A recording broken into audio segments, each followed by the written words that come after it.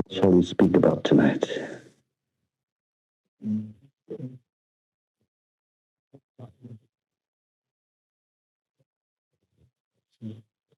I've been at the start, Bridget. My question is something we were discussing earlier on. Is in the world in which we live in at the moment, with all its problems and the fact that the nuclear war hanging over our heads and on to the next, what is the right attitude from a spiritual standpoint that one should take? Good. Very good. The question is, in the threat of nuclear problems of today, what is the right attitude man can develop? Now, when we discuss the nuclear problem, there is fear in us of destruction. You are not fearing nuclear energy, but you are fearing how it is going to be used. And if it is used in the wrong way, it would naturally bring destruction. Now, what is the duty of man? How can he prevent it from being used the wrong way? Now, this does require an evolutionary stage in man's entire outlook, in man's entire attitude.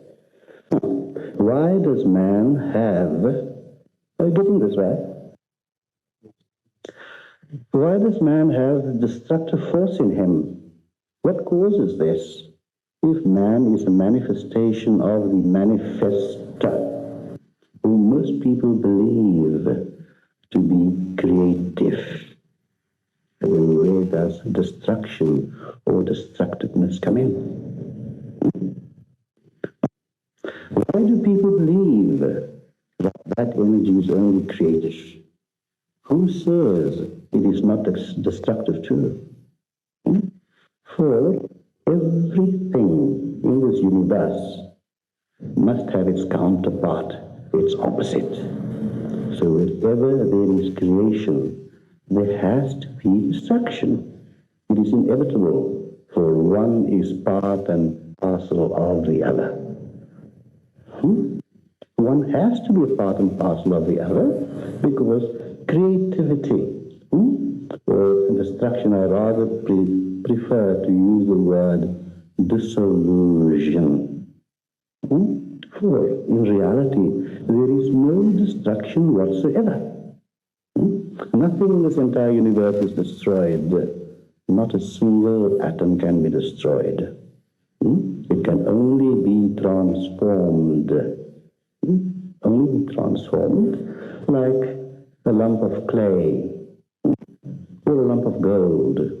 You can make bracelets from it, or you can make a necklace from it. So we'd say this is a necklace, and this is a bracelet, or this is a ring, but essentially it is gold. So that gold has not been destroyed.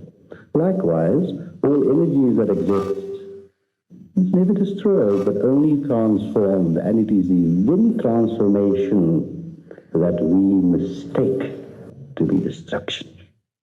The same applies when you discard this body. You destroyed. You are not, for there is no death. Life is eternal. It will go on forever and ever. So the very body you discard will disintegrate and go back to its original elements. In Sanskrit, we call it the Panchabhuta, earth, water, fire, air, earth, etc. So the thing is destroyed.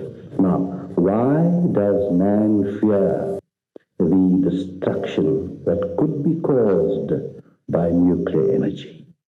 Why does man fear that? Because he fears the loss of his ego. Because when man fears that I will be destroyed, my environment will be destroyed, then when I am destroyed, I'm not there anymore. And this fear comes with a sense of total clinging. What are you clinging to? And what other right have you to cling to anything? Do you own yourself, your body? Do you own your possessions? Do you own this world or this universe or your environment? You do not own anything.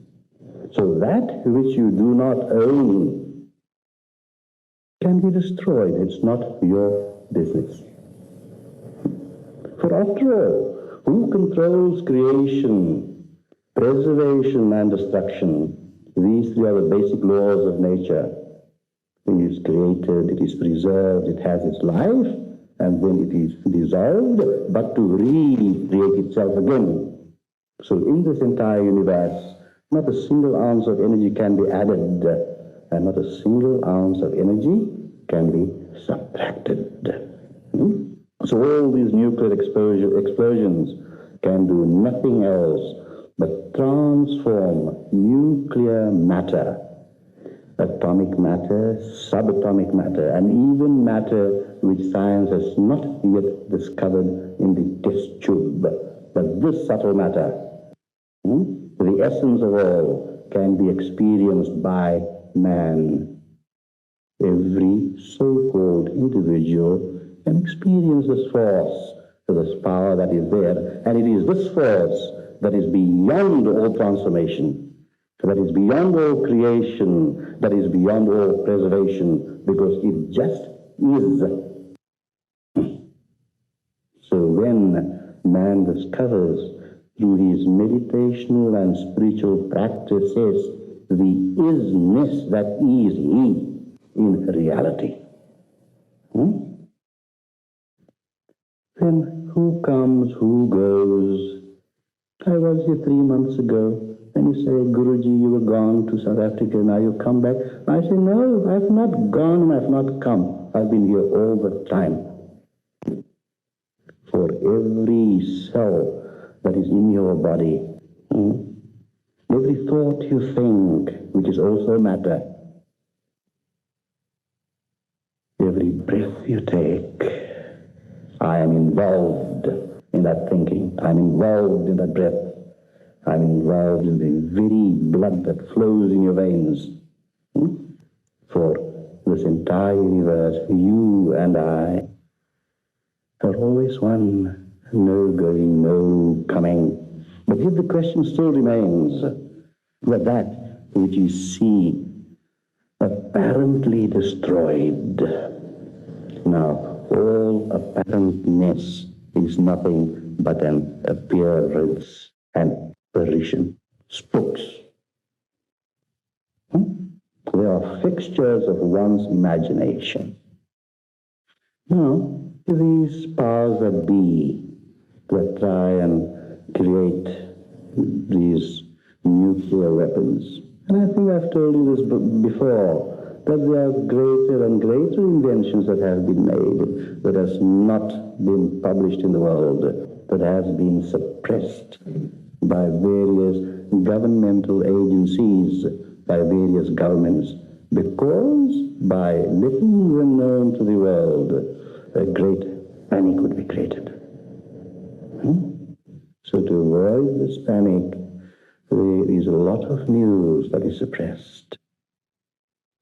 Now, how do we overcome this apparition?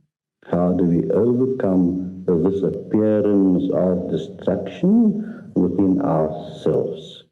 When we say within ourselves, then this can only be overcome by ourselves. For though man is so interconnected with every atom in this universe, he still tries to maintain his individuality. And it is when you lose that individuality into that universality, then you shall see no destruction. You just shall see life everlasting. For, as the scriptures not said, that it is by dying that you are reborn. For what part of you has to die? That ego self, that self-preservation. Let us not for this moment think of world and universal issues where a nuclear bomb will explode and an entire country will be destroyed. This has happened before. This has happened in the time of Atlantis, where through great inventions, this great crystal was evolved, and because of man's greed and avarice and sense of possession, me and mine, that strife was born between brother and brother, and because of that greed, as I said, a great explosion took place that changed the entire shape of the world. These various continents that you find on your map today were not there as you see them today. It is because of this explosion. For example, India was right at the foot of Africa. And because of this terrific explosion, where that portion of land was pushed up with such great force that the Himalayas got pushed up. So this has happened before, but this world still goes. So whatever happens, man must not lose hope. For eternity is an individual as well as an universal thing. For individually we shall realize what universality is. Collectively, never so. People talk of the age of enlightenment. Enlightenment, that is a fallacy. There can be individual enlightenment. And the more people that go on these spiritual paths, that do spiritual practices and meditation, they develop a greater and greater awareness, as most of you have experienced. Great awareness develops. Now, that awareness is not a matter of the conscious mind only, although the awareness is known through the conscious mind. But here your conscious mind could be led to reach the deeper layers of your subconscious and further on to the superconscious layers of the mind. And there you find in that oneness of all that exists, in the oneness of all that exists, that nothing can really be destroyed. So, as more and more people are led onto this path, more and more people are led onto this path, greater and greater love develops.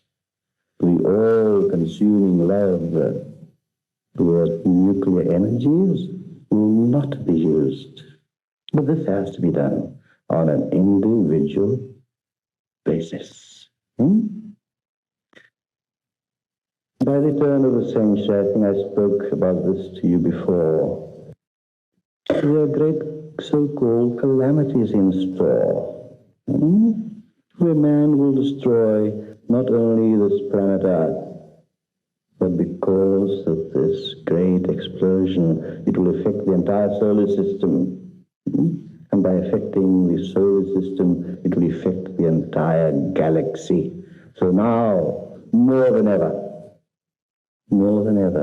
man must start realizing himself, develop greater and greater awareness. And by doing that, the heart and the mind becomes combined. So, if your heart is filled with love, then how could you want to destroy?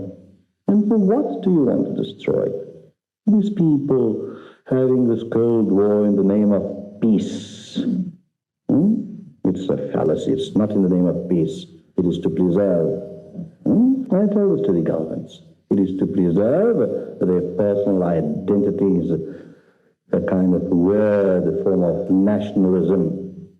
And after all these countries, America and Russia and other major powers and minor powers, where do they come from? Are these countries not man-made? man-made boundaries. There is only one world.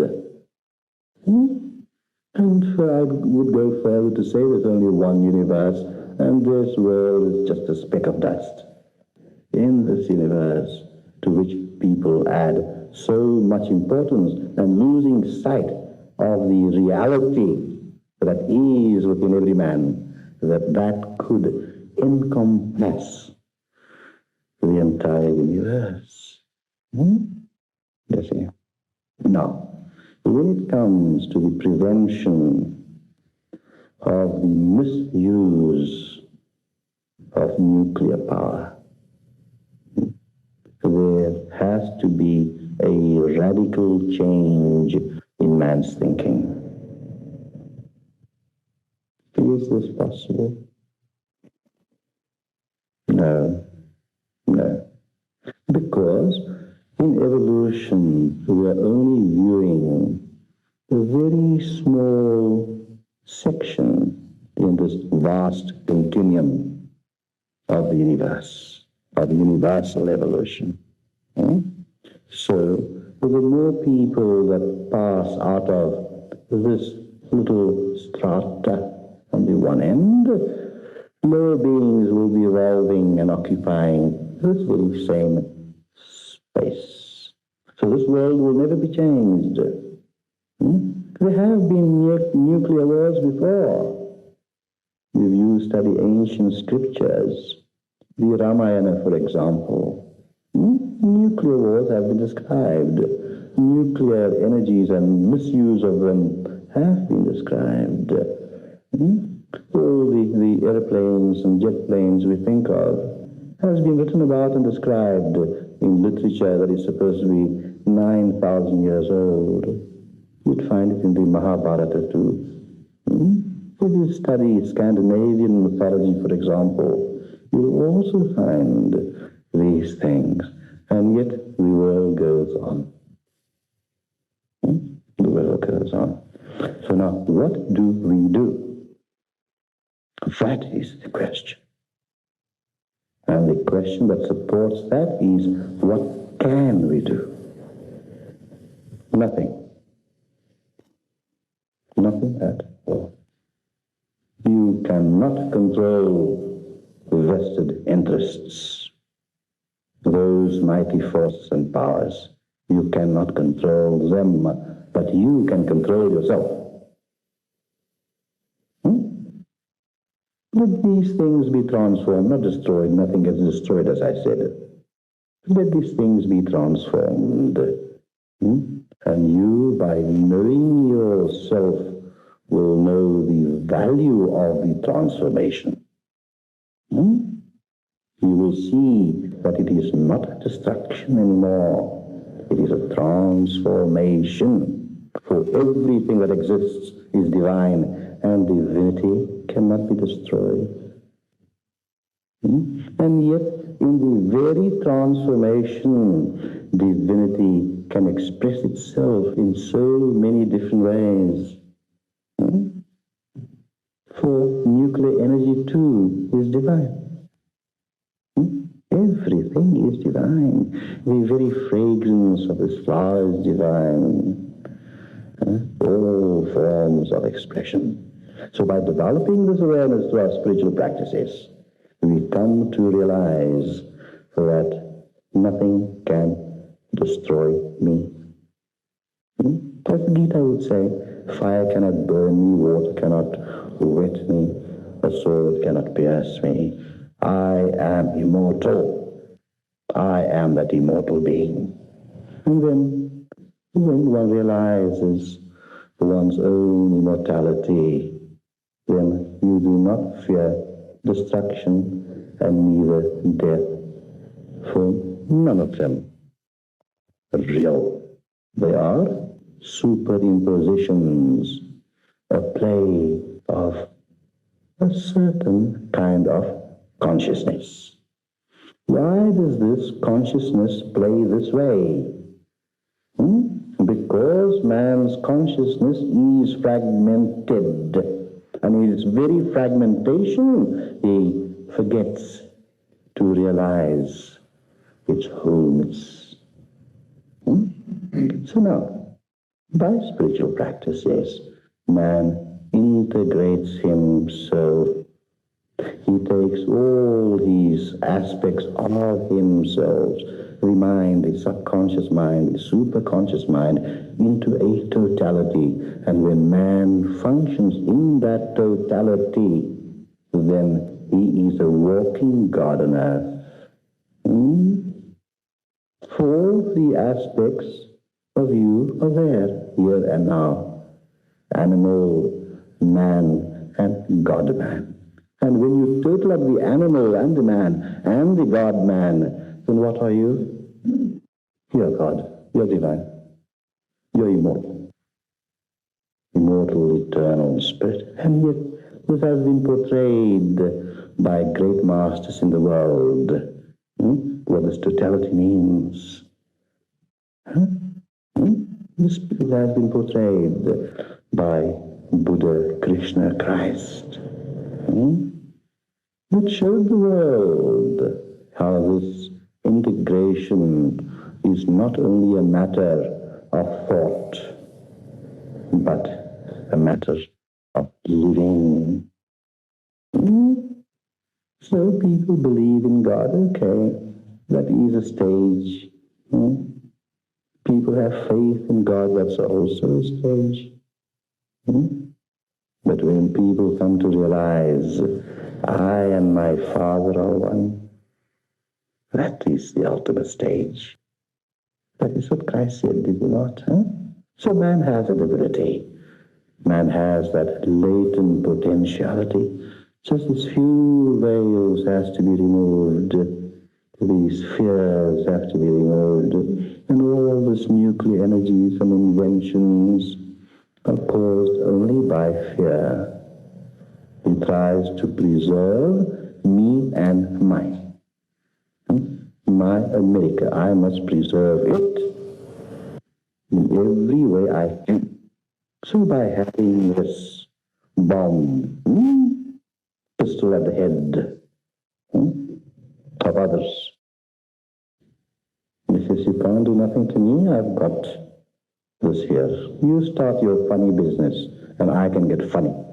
Because I've got a superior weapon. Fear. If only we could take all the world's leaders, the political heads, and teach them, bring them into BMS. It will be a different world. Okay. So, when man views this ego, it is existent and non-existent.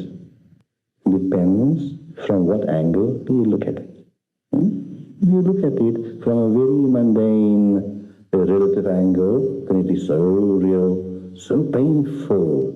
All the conflicts, all the nerves in the brain pulling this way and that way and that way, and the mind whirls and whirls and whirls, and you are lost in the whirlpool, not of life. Not of life, but of delusion, of illusion.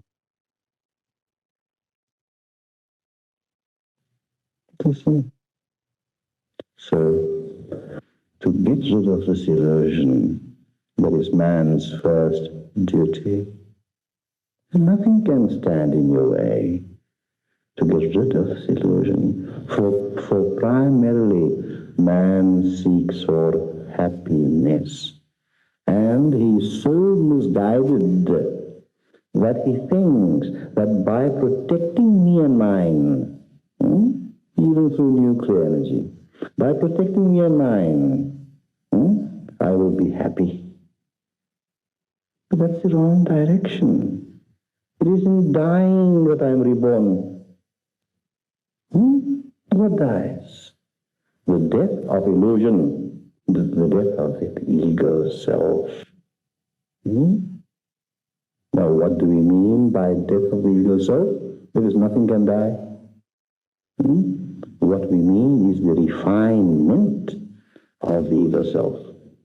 Through spiritual practices, When the ego is opaque by spiritual practices, we extend it so it becomes transparent. And through that transparency, divine light is seen. Divine light is experienced. And everything that even your physical eyes see assumes a divine aspect. And when everything is seen to be divine, how can you hate it? You can only love it. For the very nature of divinity is love. And that love is not only outside you, but within you. And it is the very expression of that insideness of you that will give you the perspective of seeing everything outside that is divine. But we are lazy. We are lazy. When we are in trouble, we beg for mercy. When we are in trouble, we beg for peace. So, are we humans? Are we really humans of integrity and dignity? Beggars, blooming beggars. What's the sense of that? What's the sense of that? You're talking of peace and mercy. There was this minister, and he was giving a long sermon. So after his sermon, there was a distinguished visitor from the congregation, and this minister asked this distinguished person, "Do you like my sermon, sir?" He says, "Oh, so filled with peace and mercy." So the minister was flattered. He said, "Oh, is it really, sir? Please tell me, how do you find it, sir?" So he said, "Your sermon was like peace that passeth all understanding, and like God's mercy I thought it will go on forever."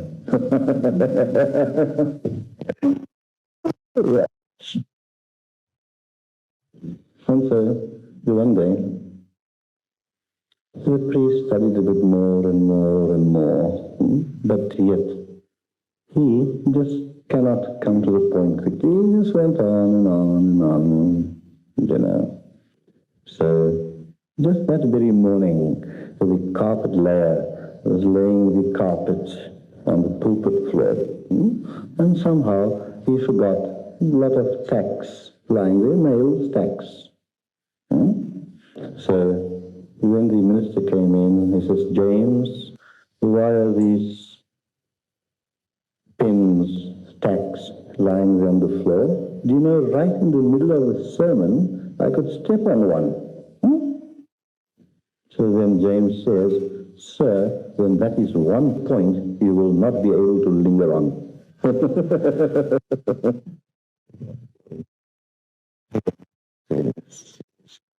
So as long as we linger on the thoughts of fear, you become more fearful. You cannot get rid of fear by thinking of fear. You're strengthening the fear within yourself. No. Some psychologists say that substitute fear with that which is opposite, fearlessness. Norman Vincent Peale says, take away negative thinking and push in positive thinking. And I challenge him, that's impossible. I challenge Norman Vincent Peale on any platform, that is impossible. So what does one do? You've got to neutralize the mind. You've got to neutralize the mind. And how do we neutralize the mind? By spiritual practices. A fearful thought comes into your mind. Let it be there. You can become an observer of that thought and the thought loses its power. Become an observer. It's a long process. It just does not come overnight. So there must be some easy way. So what you do your mantra, or you do your chant. And by doing your chant, you would lift up your vibrations to a level where the fear would lose its hold on you, and then you think of fearlessness, which will have effect. So, all these various forces of nature at your beck and call, they are at your command. Use them. Use them. It's simple to use them. I've said this many, many times to you, that people's minds are forever thinking of the past. They live in the past. Or they are thinking about the future, which might never come, according to your thoughts. But no one lives in the present. You say, I am. Who am I? I'm Jack, John, Jane, Jill. Are you really John, Jack, James, Jill? I am. What do you know about I am? You're only entitled to say I am this, if you can live in the moment. But how are you living? I was Jack, or I'm going to be Jack. I was, or I'm going to be, but never I am. So that's the greatest lie you're telling yourself by saying I am. If someone asks you again, who are you? Never say, I am John. So I'm Peter. It's a lie. You live it first. For truth is not dead. It's living truth. Truth is here and now. And we can't do that, Blake has said, and I love it so much. To capture eternity in a moment. Which is very true. Man has it in him. Has it. So wake up. Get off your backsides. Yes. Wake up. And know that I am. I am that I am. Yahweh. You see how beautiful it is? And then all your fears will go away. Do not try and alter the universe. Do not try and alter the various thoughts and ramifications of the mind to what the nuclear bomb can do. You cannot alter that, but you can alter yourself. And by altering oneself, those fears disappear. There is no calamity. Nothing. All is divine. All is love. And you will say to yourself,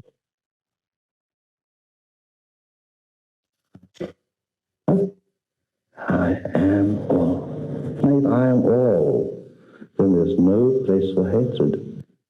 If I am just all, then how can I hate myself? And by the realization that I am all, you also know that in the very expression of the I am allness, I am that loveness. Loveness and loveliness. Beautiful word. When we say, oh, look at the loveliness of this flower. We are only looking at the surface beauty. So that woman is lovely. That man is lovely. We're only looking at the surface. The shape of the nose or the eyes or whatever. No. When you say next time that that person is lovely, know that you are not looking at the surface, but you're looking at the real essence of that person. You're looking at love. And by knowing that I am love, and you are love, when you and I are one, for love is one. Love is one. And then we will really know and practice love thy neighbor as thyself. Until then, it is just mental thought. It is just folly. So why are you fully with the folly?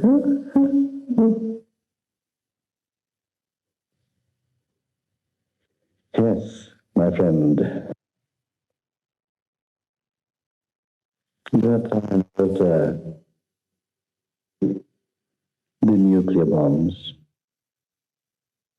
So how do we know that that is not part and parcel of some divine plan? How do we know that? How do we know that the world is not ready for dissolution? Apparent dissolution, shifting up of energies. Like as I said, the explosion in Atlantis changed the entire shape of this world, of this earth. How do we know that this change is not required? There are many forces of nature that will forever be at conflict with each other. All the time. Conflict, conflict, conflict. And this conflict has to be there for the process of evolution. If there is no push, there will be no pull. If there is no contraction, there will be no expansion. So this will go on and on in whichever way, even by nuclear energy. But let me pray to my Lord, give me not nuclear energy, but give me love energy. Love energy. So that is even more powerful than any energy you can think of. Forget about all those gods and our various conceptions of gods. The God man knows today is not God. The God man knows today is just but a conception of his own mind, his own thought. For every man pictures God according to his mind.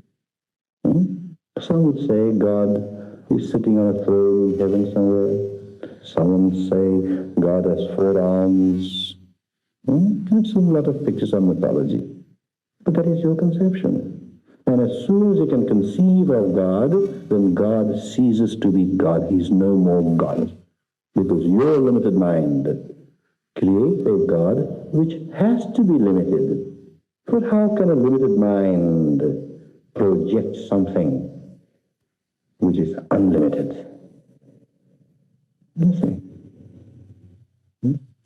So we must, in the school of life, learn these lessons gradually, slowly, but always onwardly, forward, forward, forward. Now, what do we mean by forward? By forward we mean, through spiritual practices, the gradual refinement of mind, washing the dirt away, I was telling you. Like a piece of cloth that's dirty and being washed and scrubbed. Oh, the piece of cloth, which also has consciousness, though unexpressed. And washing that dirty cloth would also feel pain. Being rubbed and scrubbed so hard. But it is through that pain, that through that rubbing and scrubbing, it becomes clean and becomes worthy as a tablecloth on your table, on which the food of divinity is placed. So let that food of divinity be placed in your heart, on the table of your heart, so that clean cloth of the mind. So how you combine the heart and the mind? So these are the things we want to learn. And in the learning process, we first hear. In Sanskrit, it's called Shravana. Then we merge in the mind with things which in Sanskrit is called Manana. And then, when it is assimilated like food eaten, digesting the food is not enough. But when that food is transformed into the very living essence of you, transformed into every cell of your blood, bone and marrow, then it is called assimilation. So here, think, and live it adidhyasana. That is the process. So what I tell you is not only to be heard, it is to be thought about. And after thinking, to be assimilated, to be lived. For God to come back must not remain a conception of the mind, for the mind will find him in so many different forms, assumptions. The mind will give it so many powers, and so many qualities, and he is beyond all qualities. So, for practical purposes, what we need is the living God. Forget those gods in heavens. Forget the heavens. And now, the living God.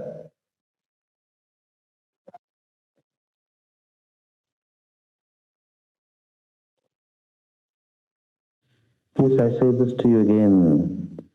Forget all the hells and heavens and various conceptions, because all your conceptions eventually are misconceptions, because the mind cannot grasp,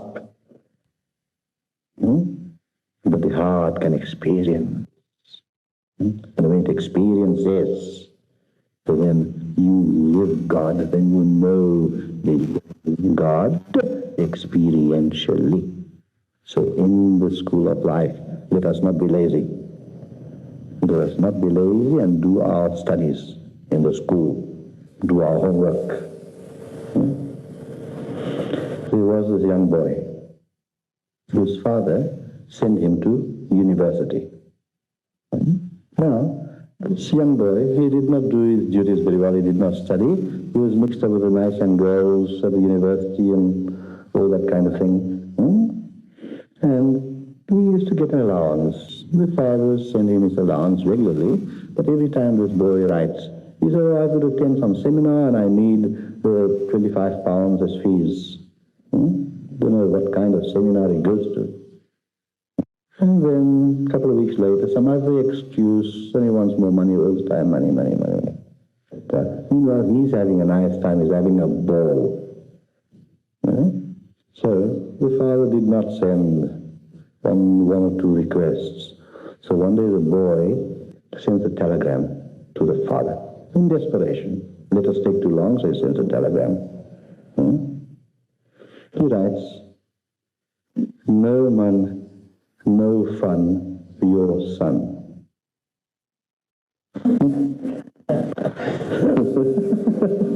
So the dad replies, too bad, how sad, your dad.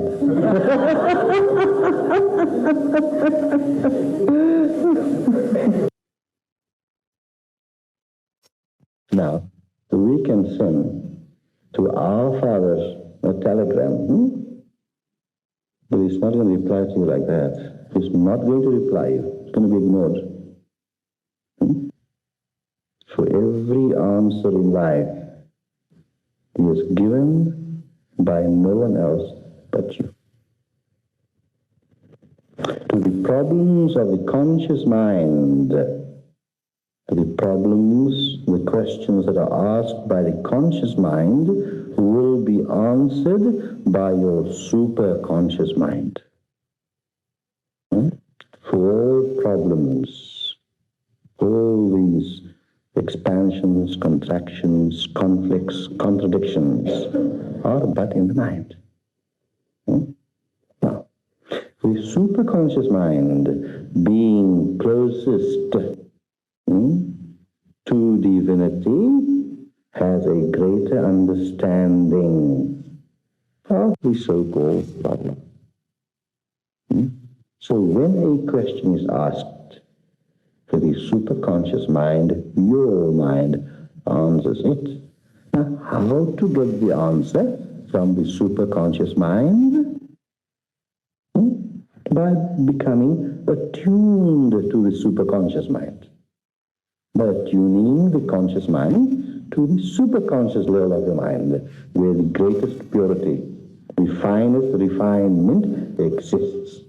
And by meditation, sadhana, spiritual practices, you form that link, that tunnel, that channel, that connection, hotline.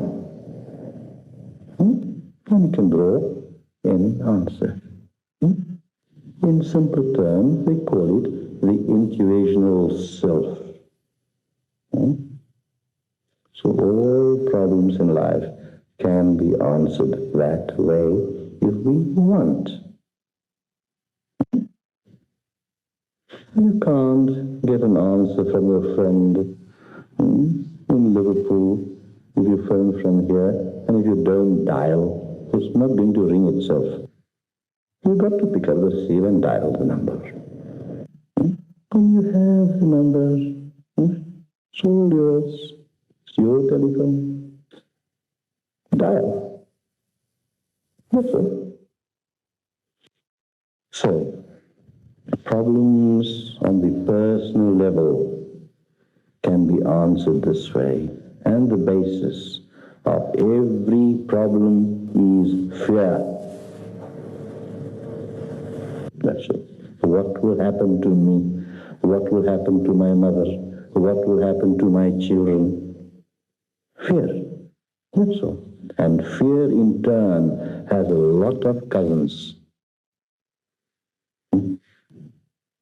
Fears so many cousins that trouble you more. Fear brings in you inadequacy. Fear brings in you insecurity. Fear brings in you instability. And I can give you a long list of 100 negative qualities that you are pals with, that are your friends because you entertain them every day. And you know they're no good. Now in your home, are you going to invite people that are no good for you? No. No. You're not going to invite gangsters and hoodlums and teddy boys and that into your house.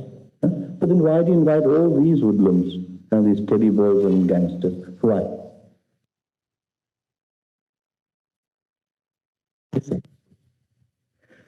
Now, through meditation and spiritual practices, greater awareness is had, a greater clarity comes about, and you start inviting the good friends, and you start inviting adequacy, security,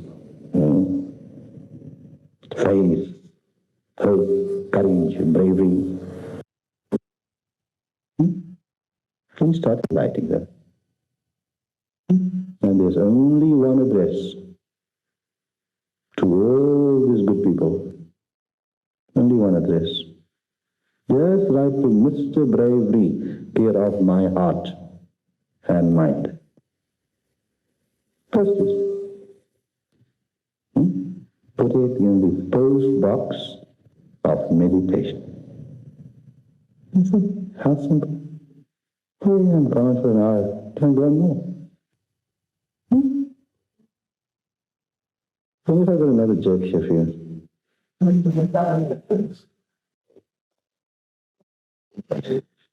know this,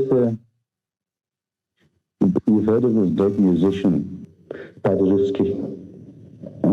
He was Polish. So, one day, he met a socialite, a rich young polo player. So they were sitting over tea, and they were chatting. So they tried to find a comparison between the two. So Paderewski says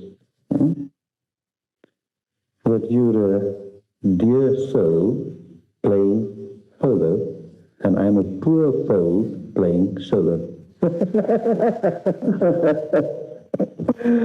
So in life, you have to play solo.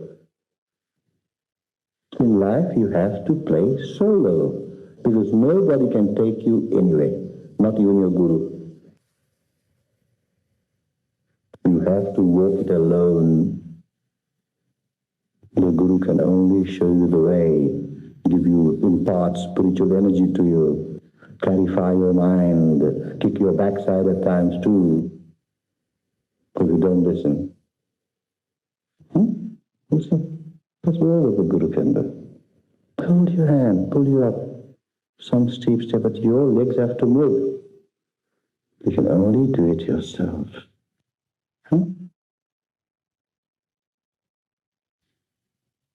And having these satsangs, these courses, do serve a great purpose. That togetherness. Now, when 70, 80 minds, whatever, are united for one purpose, the power becomes greater. One helps the other. A vibration, an atmosphere set up. That is why in a day or two you'd find being uplifted, you feel different. That's why. Plus, of course, the love of the Guru and whatever spiritual energy that pours through him to you. That's it. But still, with this little aid and help, this little cleansing, understanding, practicing together, something is achieved that must be carried on, not gone home and forgotten. Many times I get so many letters. Those we attend the calls, and for a month thereafter, I feel so great on top of the world. And then afterwards, not so on top anymore. So you must be doing something wrong. Perhaps you're not practicing. You're not doing your practices. You're not going to have the Guru with you all the time. He's all the time with you in spirit, yes, but not physically so. So no.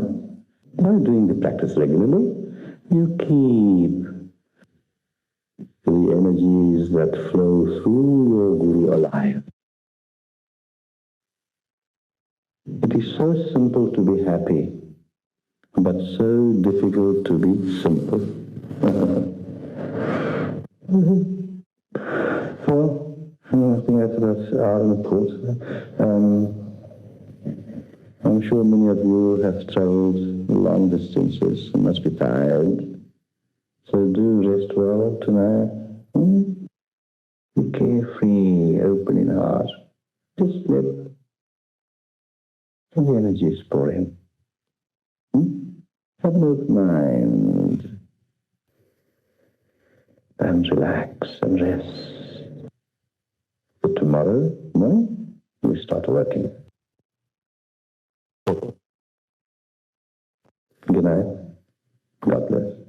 Rest well. See you in the morning.